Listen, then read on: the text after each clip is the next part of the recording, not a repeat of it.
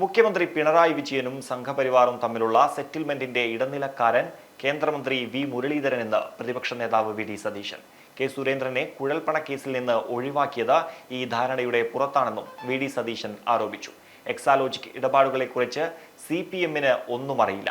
മുഖ്യമന്ത്രിയുടെ മകളുടെ കമ്പനിക്കെതിരായ ആരോപണം കോടതി മേൽനോട്ടത്തിൽ ED-യോ CBI-യോ അന്വേഷിക്കണമെന്നാണ് UDF ആവശ്യമെന്നും പ്രതിപക്ഷ നേതാവ് ആവർത്തിച്ചു. വി മുരളീധരന് തെറ്റിദ്ധാരണയാണ്. അത് സാധാരണ വല്ല കൊലപാതക കേസും മറ്റ് അഴിമതി കേസും നടക്കുമ്പോഴാണ് സ്റ്റേറ്റ് ഗവൺമെന്റ് ഡിമാൻഡ് ചെയ്യേണ്ടത്. ഇത് ഇന്റർ സ്റ്റേറ്റ് റാമിഫിക്കേഷനുള്ള കേസാണ്.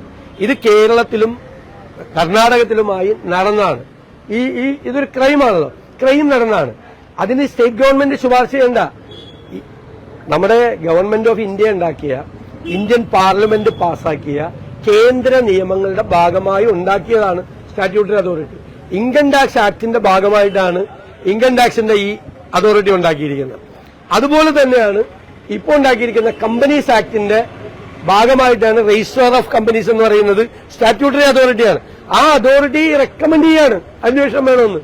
പിന്നെ മുരളീധരൻ ഇത് എവിടെന്നാ പറയുന്നത്? കർണാടക മുരളീധരനും പിണറായി വിജയനും തമ്മിലൊരു സെറ്റിൽമെന്റ് ഉണ്ട്. മുരളീധരനാണ് അതിന്റെ ഇടനിലക്കാരൻ.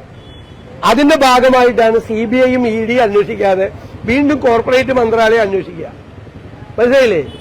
ഒരു വളരെ പ്രധാനപ്പെട്ട അതോറിറ്റി കണ്ടുപിടിച്ച കാര്യം പിന്നെ എന്തിനാണ് അതിനേക്കാൾ വലുതാണോ മന്ത്രാലയം? ഇത് സ്റ്റാറ്റ്യൂട്ടറി അതോറിറ്റിയാണ്. ഞാൻ വീണ്ടും ആവർത്തിച്ച് സ്റ്റാറ്റ്യൂട്ടറി അതോറിറ്റി എന്ന് പറയുന്നത് നിയമപരമായി പാർലമെന്റ് അധികാരം കൊടുത്ത അതോറിറ്റിയാണ്. അവർ റെക്കമെൻഡ് ചെയ്യാണ്. കർണാടക ഗവൺമെന്റിനോ കേരള ഗവൺമെന്റിനോ ഒരു റോളും ഇക്കാര്യത്തിലില്ല.